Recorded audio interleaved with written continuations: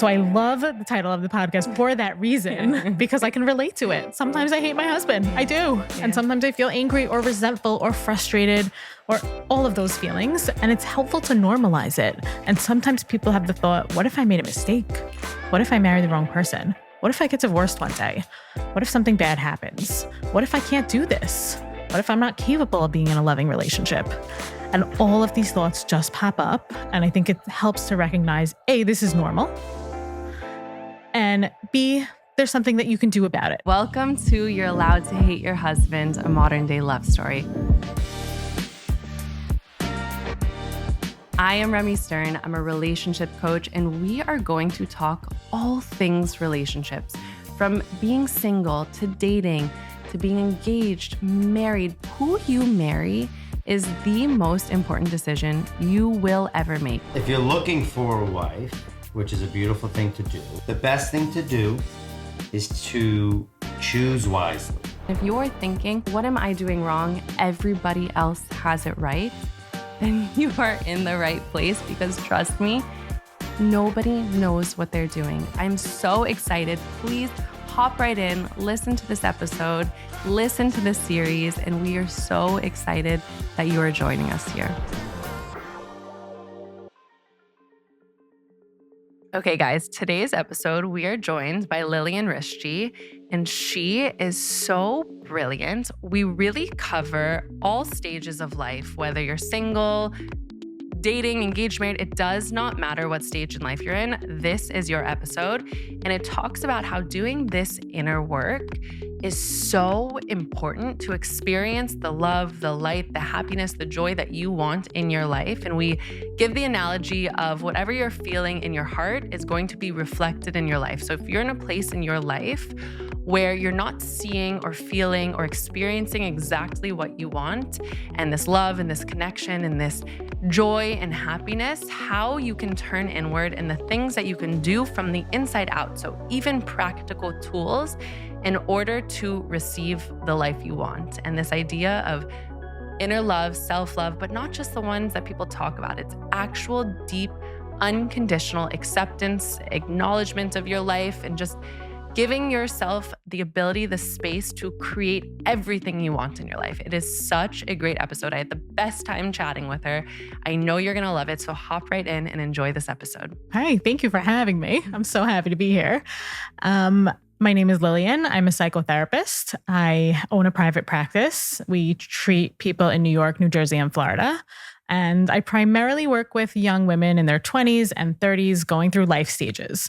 So moving to the city, getting a new job, navigating friendships changing, dating, getting married, having a baby, all those life stages, it's so helpful to have somebody to support you through all of that.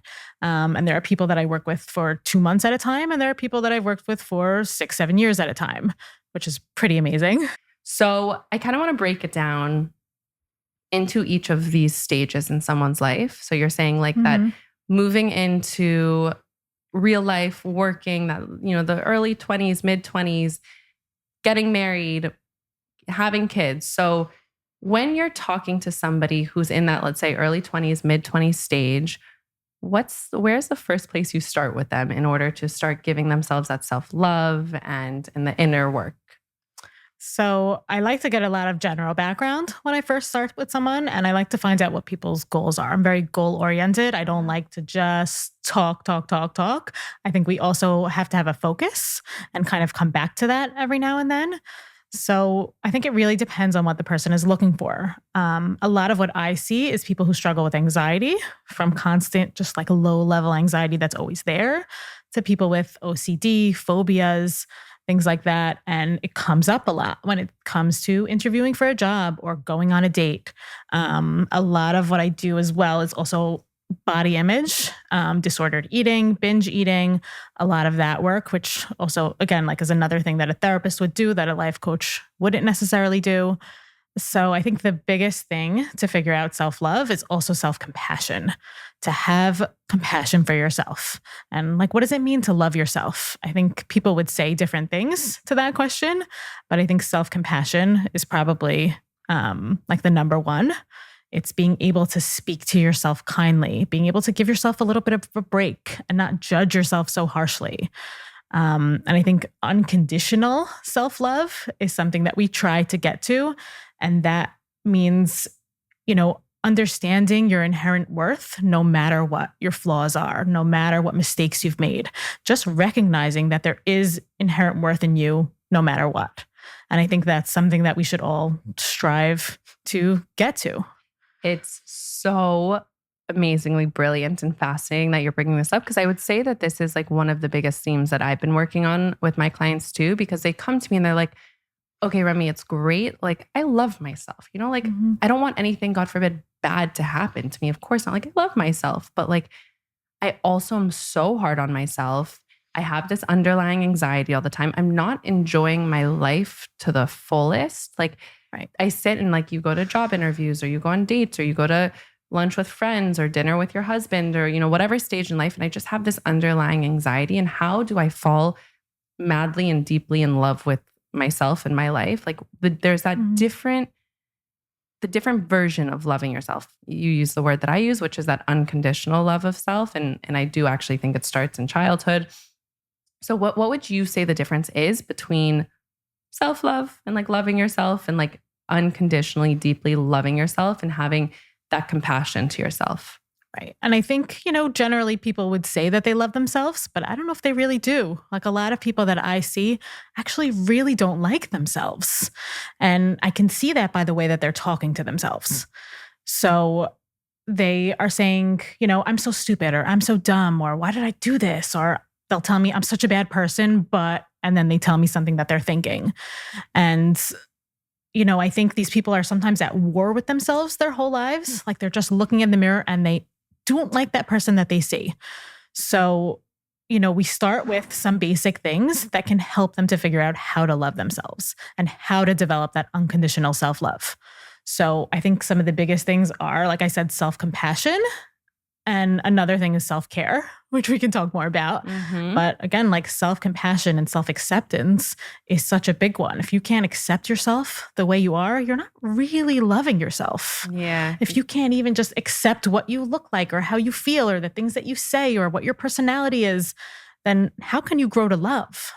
100%. And if you don't accept yourself, you don't have compassion for yourself, you don't love yourself, how the heck do you expect somebody else to? And even if they do, you're not going to be able to receive it and accept it because you have this barrier of not loving yourself. So how can you receive it from somebody else? Again, whether or not they want to give it to you, you won't be able to take it in. So having that compassion with yourself, I think the compassion and acceptance is the parts that people are missing.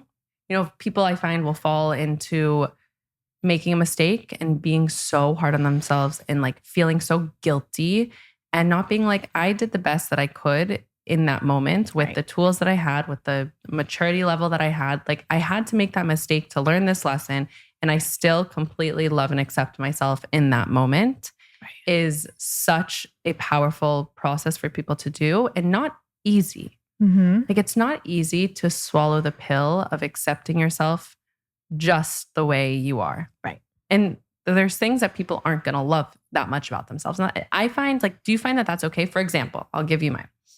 I am a chronic people pleaser who is walked all over. Like, when I was younger, if you called me a pushover, like if you're like, oh my God, Remy, you're such a pushover, I would lie in bed and cry for 3 days straight being like, I hate myself for being such a pushover. Like, I'm so weak. I'm so not like strong enough. Now I'm like, okay, I'm being a pushover right now. And like, I know I'm being a pushover and like, maybe I can't do anything. I could try to improve it. But do you, like, the parts of people that they don't like, do you find that it's okay for them to actually accept that?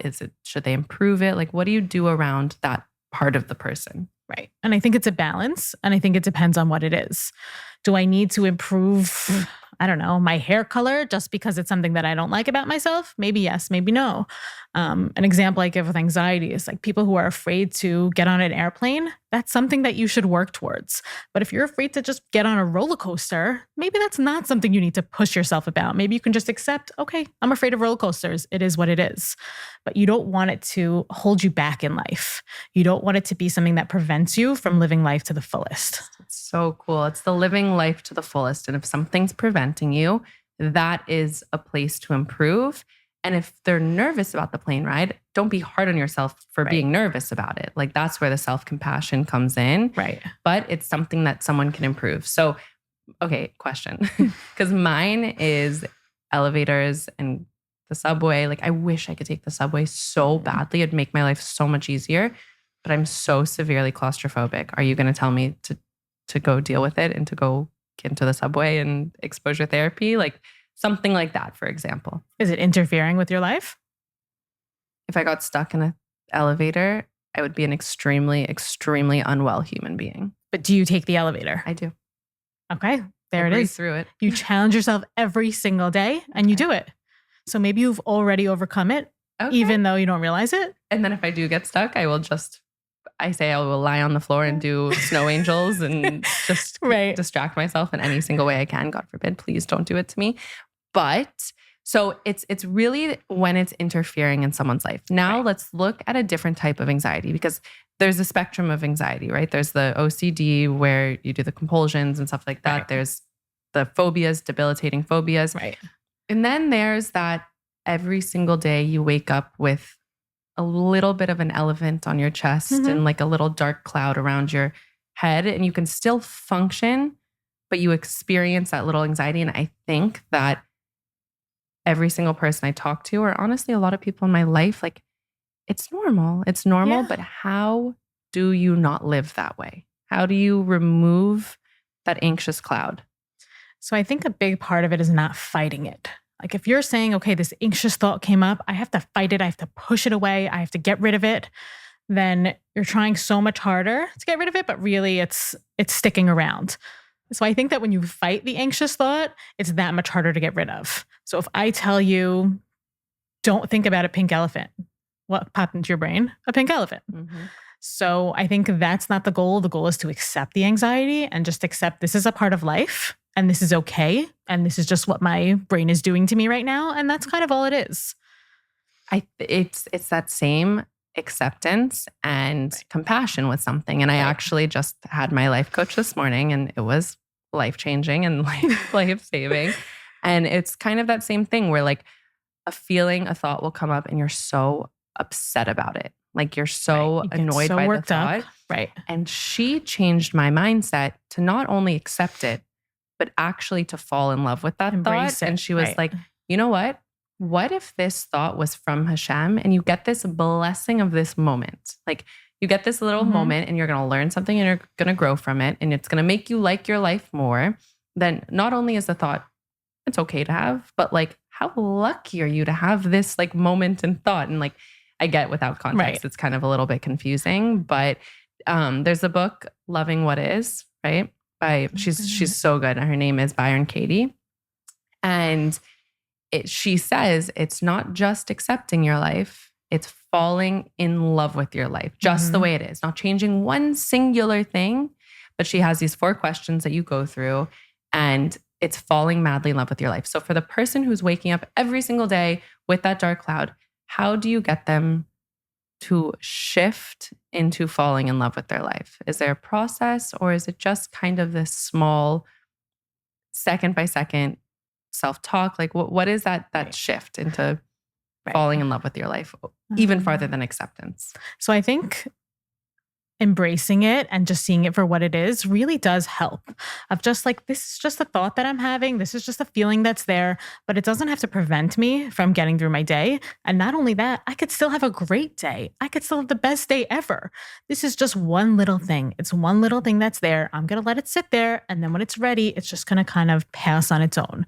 Like just imagine the clouds that move and they're constantly moving. And just because it's sitting right above your head in that moment doesn't mean that it's going to sit there all day. So if you catastrophize and say, I'm sitting under this dark cloud and everything is horrible and my day's going to be horrible and my life is going to be horrible, it's going to be horrible.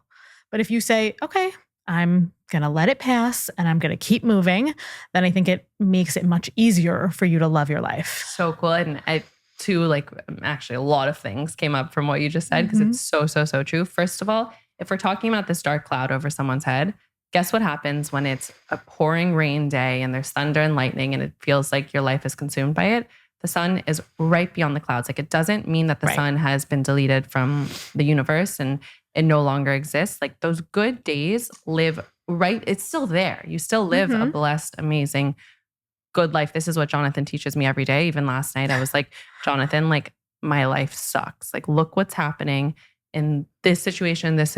Like, I have pain on my chest and I'm sad and I don't know what to do about it. He was like, let me show you why you live the most blessed life in the entire world. And I was like, I don't want to feel like I live the most blessed life until he like hit me over the head 50 times. But then I'm like, shoot, you're right. Like, I have my, thank God, parents, grandparents, sister, home. Like, how blessed could I be? My health, God willing, thank you. Like, it's that sun lives right there, and it's okay if a cloud is there. So be it. Like, that's part of the ecosystem to have a cloud there.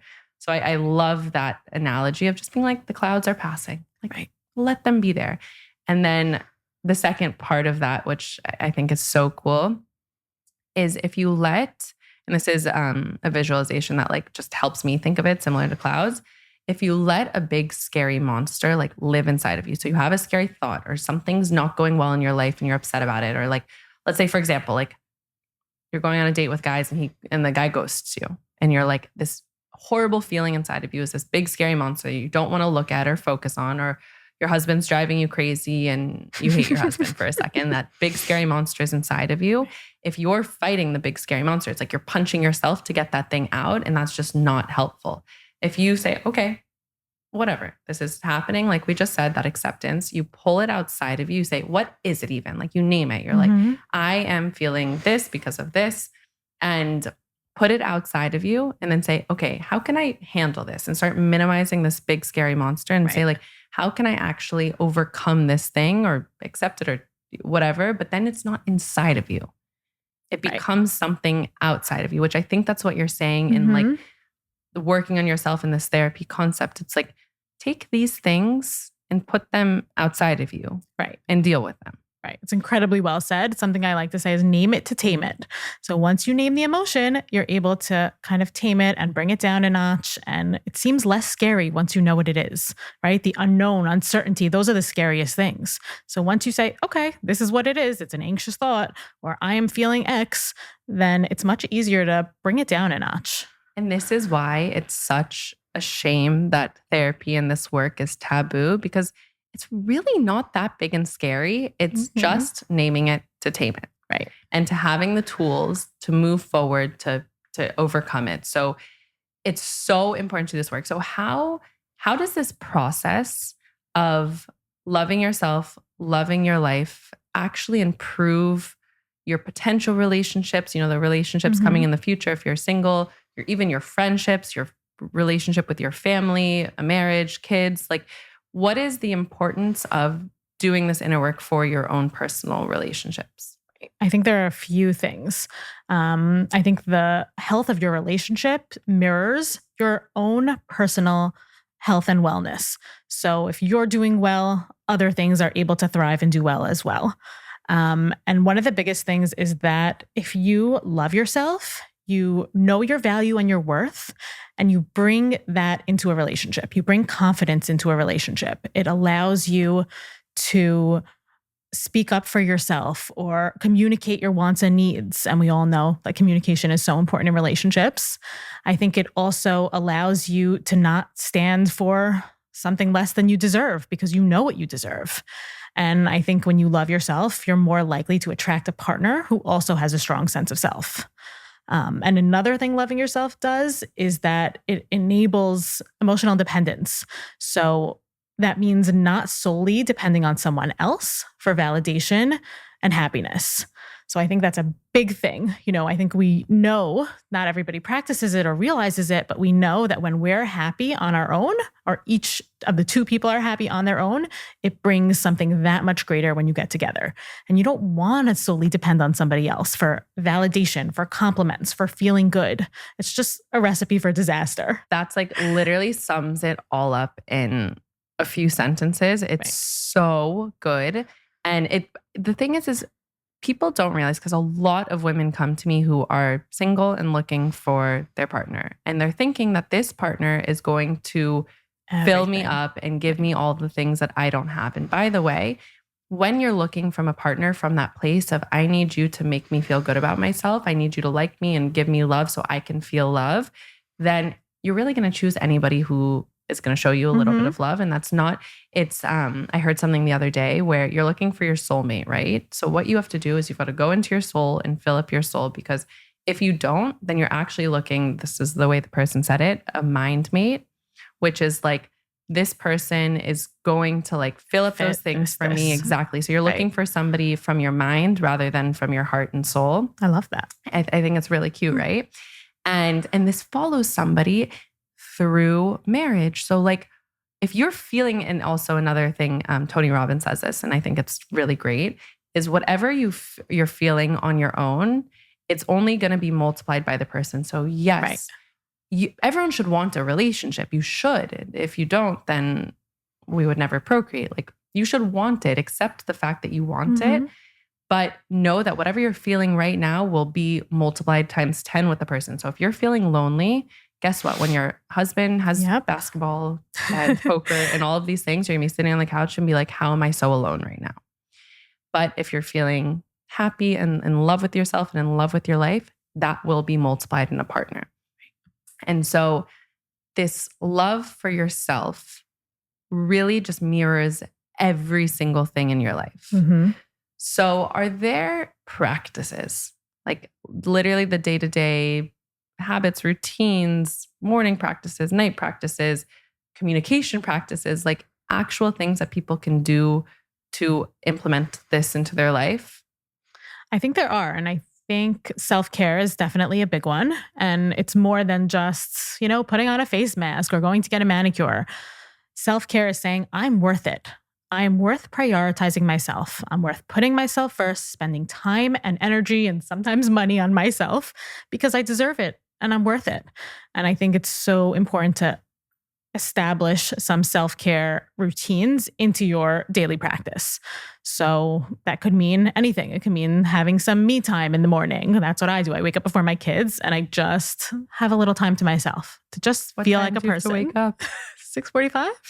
Okay, that's not terrible. No, that's not horrible. I actually pushed my daughter's schedule, so now she's on more of like an 8 to 8 schedule. Not bad. And I do, it's great. So I like put a 7:05 alarm, and for some reason, that extra 5 minutes past 7 makes me feel like it's like 10 o'clock versus like 7 on the dot's too close to the 6s. I don't like being so close to the 6s.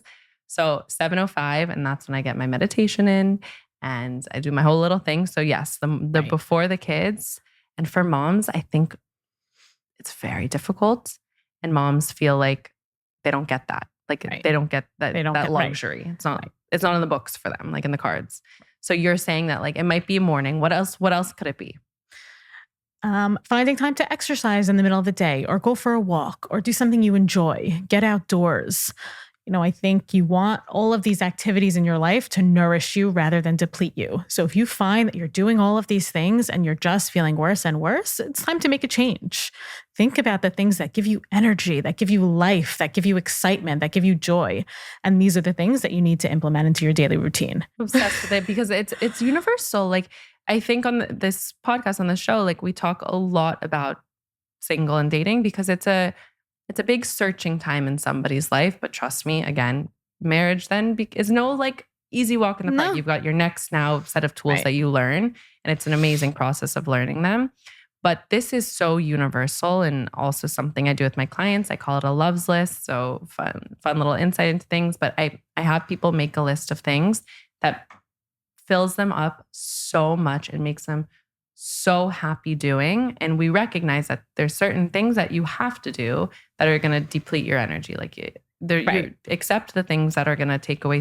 A lot of people like talking to their family members might like give them anxiety and deplete their energy. Like you're not going to cut them out, maybe create some healthy boundaries, but what you have to do is then go into your toolbox, into your loves list of things that make you so happy. So like, I love going into a bookstore. I don't know what it is. Me too. I love books. You should see, because we just had this flood in this apartment, how many books I have. Like, and have I read them? No. Not all of them. Like exactly. I read a lot, but not the amounts that I purchase. I love going to a coffee shop in New York and pretending like it's Paris until a trash truck comes by. I'm like, oh, just kidding. This is no Paris. This is New York City. But by myself, book out. Like there's certain the park, my workout classes, the things that we've said.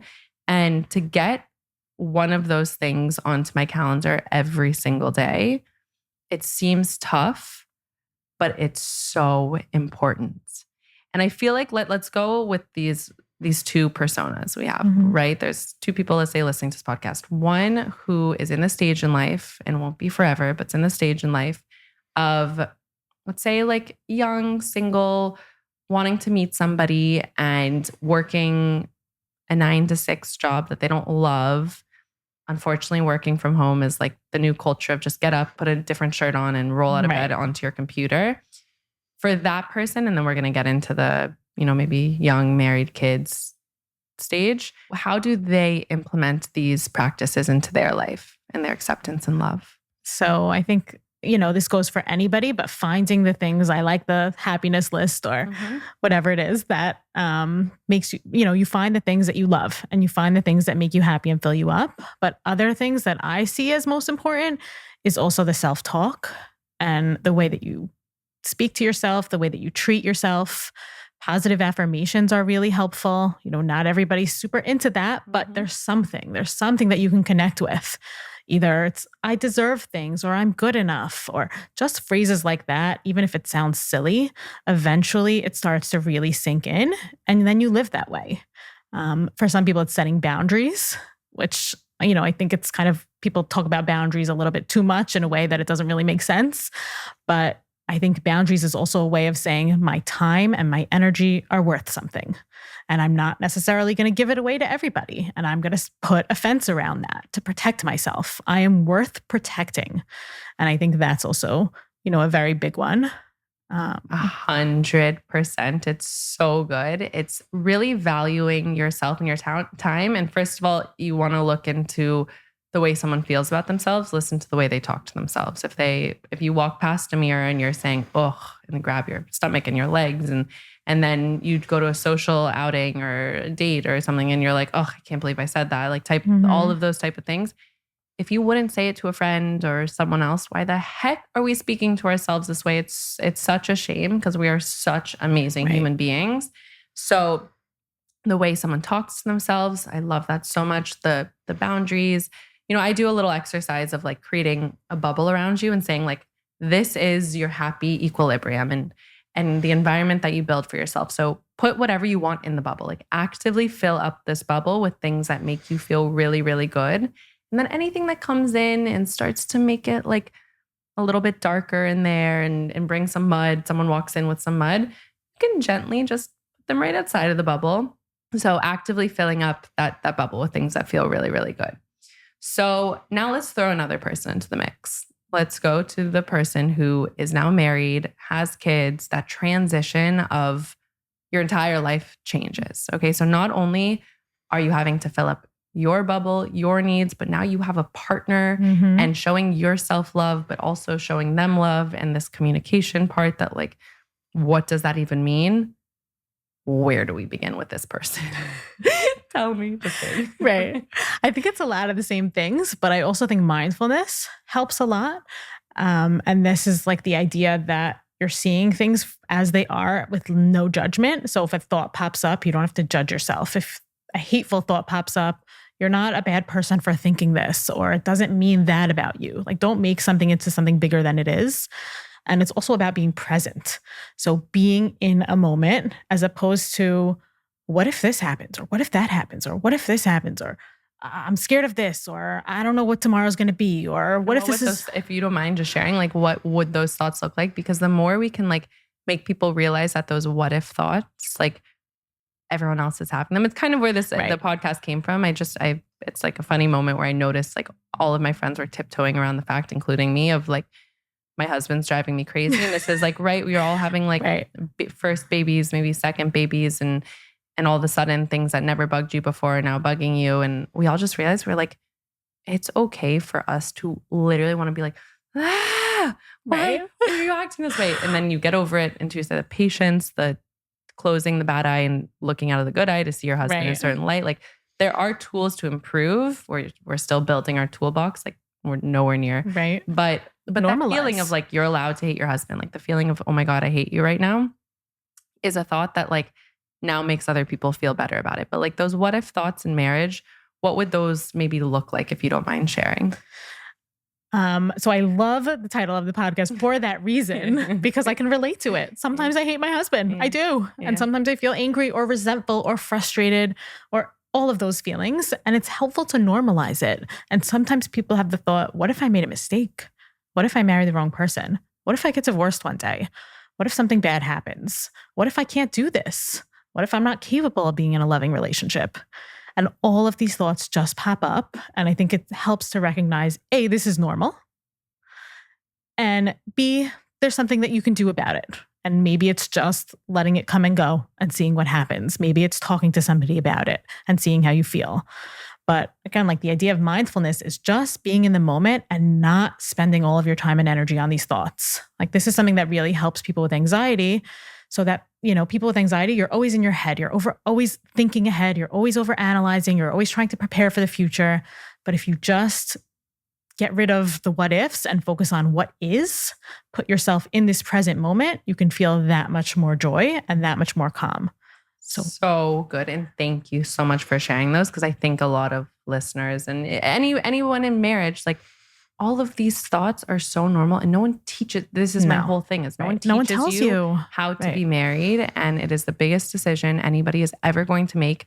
And it's as if they're just like, okay, kicking you out there and being like, figure it out for yourself. But like, how are we supposed to figure it out on ourselves? It's not an easy thing to take somebody who has lived X amount of years by themselves, was raised a certain way with a certain type of, values and set of rules in their house. And then a complete different person who has been raised a completely different way and saying, be romantic partners, also be roommates, also be financial friends and share finances and have meals together and share social circles and try. Like it's a lot to ask of two human beings. And what if that thought creeps up of what if I made the wrong decision? Like, what if I get divorced from this person? And those thoughts are okay. And you definitely don't need to act on them. I think that that's also a problem that we've had in the world of everyone like, shoot, I had the thought of I need to get divorced, must get divorced, see you later. Right. And that's very problematic. But if you can put in all of the work you can put in and improve the relationship and improve yourself, then if it really doesn't work, fine. Right. But most likely with the tools, you are going to make something work. And so when it comes to this person, is communication important? I've also found right now in my life, there's a book, there's Empowered Wife. There's It Takes One to Tango, I think it is. I have to look at that name of that one. 7 Principles of Marriage, The Committed Marriage, like all of these books, I'm going to revisit them. So I'll have better information soon. But there is a portion of it that talks to you about working on yourself and how that will actually impact the marriage. Do you think the majority of it comes from working on yourself or from communicating and working on the marriage together? I think it's both. They really go hand in hand. And again, when you love yourself more, you're better able to communicate effectively. When you love yourself more, it promotes authenticity because you like who you are. You can speak more openly. You can be more vulnerable. And that really strengthens a connection between two people. It's intimacy. So they really do go hand in hand. It's both loving yourself. And I think when you do, you bring so much joy into a relationship. So nice. And can you explain just because I feel like the same way boundaries has lost its like true meaning because we've overused it, and our generation like likes to do that, just Right. overuse words and like change the complete meaning of them. Intimacy, like what does that mean? So intimacy can really be, it's feeling close to somebody else. It's being open and vulnerable and putting yourself out there in front of somebody else and doing it mutually with two people. So it can be having deep, meaningful conversations. It could be sex. It could be something that brings two people together where you're both just not uninhibited, but free and open. And again, that probably starts with some sort of intimacy with yourself, because Right. if you're not open to your own inner world, how are you going to let somebody else into the inner world? So it goes back to doing this specific work, which is falling madly and deeply in love with yourself. And at whatever stage someone is at, this work is important. It Right. doesn't matter. Like this episode, I'm so excited for it to come out because it literally is for every single person. Right. It's at whatever state. If you feel like hard on yourself, like you can't let someone else in, you're having any type of friction with the outside world, guess where you have to turn? Inward. Yeah, right to yourself. And Right. I like to think that your life is a reflection. It's a Jewish concept, but your life is a reflection of your heart. So like wherever your heart's sitting, like your life is reflecting it. So if you're not seeing what you want in your life, go right there, straight to where the self-love Right. exists. And last thing I'll say on this, and everything you're saying is like sparking every side of me because it's so brilliant. But I like to say that again, whatever stage in a relationship you're at, whether you're looking for one or you've been in one for so long, if you want to improve your love life, you must improve your love of life, which includes yourself. Like I love that. so much love for yourself, so much love for your life. And guess what? You are going to be love and attract love. Right? Would you say, that that's it? 100%. I love it so much. Right. So is there any other, like, I like to also try to give practical, but besides just like doing things that fill you up, anything else that you say, like this is kind of a go-to that I tell people always to do, whether it's like date night with yourself, date night with a person, but like this is a tool to prove to yourself that you are loving yourself. I would say to create a toolbox for yourself of things that you can do to show yourself love. And some of those things might be activities. Some of those things might be people that you can connect with that make you feel good. Some of those things might be reminder, positive self-talk, or reminder, you're amazing. Some of those things might be setting a boundary, reminder, learn to say no to somebody if you don't really want to do that thing. And put all of these things in a toolbox. I actually tell my clients to actually draw out the toolbox and put all of these things inside it. And then you have it to go to when you're stumped for ideas. Take yourself to a movie, right? It's so good. Because also, since a lot of people don't do this work, they're not stopping and looking at their life. And I think it's Ferris Bueller says, stop and look at your life or else you're going to miss it. Like if you don't look at the things that fill you up and the things that you're returning to, like you're going to get to a moment that you feel crappy and you're going to be like, wait, I forget like what the things are that make me feel good. Again, you're sparking so many things for me. But another thing that I love doing is when you're feeling really happy and you're in the flow and you love yourself and you love your life and your friends and your husband or dating or whatever, I say write a note in your phone called a good day note, because a healthy heart goes up and down. Like life is meant to go like this. You never want to see it flatline. So guess what? This is going to pass the high and you're going to have a low moment. So in the low moment, remember this high moment, which when life just feels like rose-colored glasses. Okay, great. Now you're at a low moment. Write yourself a bad day note, capture it, look at it. Say, today I feel like crap. My friends aren't reaching out to me and I don't like my home and I do, like all of the things that you're feeling. Go delete it and now read your good day note, knowing like this is also possible. These are the things I love to do in those days. These are the ways I felt, and be patient. And you're headed right back to that area. So I love what you're saying. Like create this toolbox, have it as an actual physical thing. Like everyone out there, please go write your toolbox of things that make you feel happy. And this is kind of your roadmap to life. Yeah. And that goes along with this goal setting, right? Saying like, here are the goals and here are the ways that I can get there. Right. And this is the inner work I have to do. I feel like I'm like summarizing your stuff because I'm so excited about it. But am I missing anything in here? It's doing the inner work. Like you're saying, I think we're both saying the same thing is do the inner work, turn inward. And there are things that you can do. These are practical things. Meditating is a practical thing you can do. Exercising, a practical thing you can do. Saying no to someone. Like these are all, it's not just theoretical. And I think a lot of people, kind of like what you were saying, think like, okay, I'm fine. I'm good. I don't need to necessarily stop and look at these things and write them down. But you're good until sometimes you're not. Mm-hmm. The dark cloud comes. And yes, the sunshine is on the other end, but if you want to get to the sun a little bit faster, you can help yourself along. So good.